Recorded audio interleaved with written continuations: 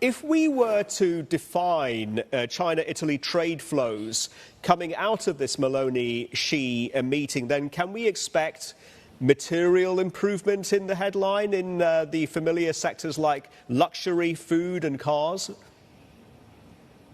That's, of course, Meloni's expectation, and she has indeed made that point that China could import more luxury goods and accept more foreign direct investment from Italy.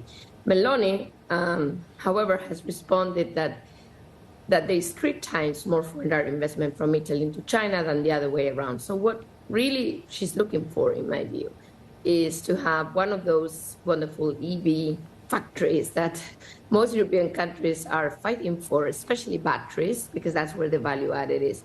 So I think she's in Beijing to look for foreign direct investment. And I don't think China has a problem with that because there's subsidies attached to that. In fact, Spain, with the new plan for cherry, is using European subsidies through the Next Generation Fund to finance, to help basically Cherry set up the plant. So I'm sure Italy is having a very similar mind, and China loves the idea. So win-win, quote unquote, for both. Yes, and you mentioned EVs and China's overcapacity. This perception is a very thorny issue for the Europeans right now, isn't it? So if broader EU-China trade relations, Alicia, deteriorate, is Italy, or to what degree is Italy ring-fenced if it enjoys perhaps a special status with China now? Not so easy. So yes, China did sign, or both signed, an industrial deal to help each other, quote unquote. And what that means really is for China to enter Italy into sectors like renewables. But actually, interestingly, in China's list, there's 2 things that Meloni did not mention in her list, which is aerospace and AI. That is something that China could have a win on. Another win for China would be to have that special status you mentioned, to convince Italy to kindly change its mind about electric vehicle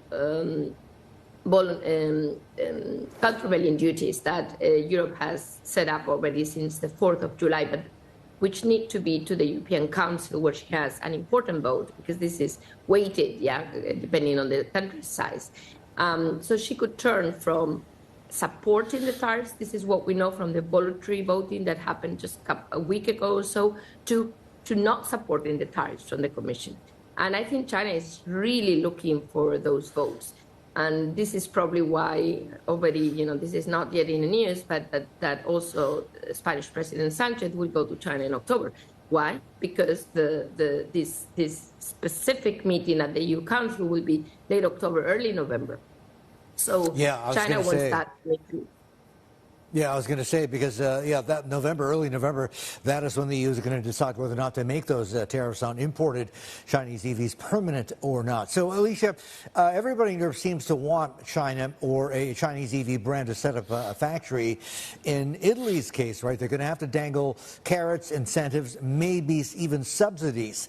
On the issue of subsidies, though, no news so far, but is Meloni's government in a position to offer subsidies? Because, at a macro level, a lot of folks have been worried about the fiscal position, not just of France, but also of Italy.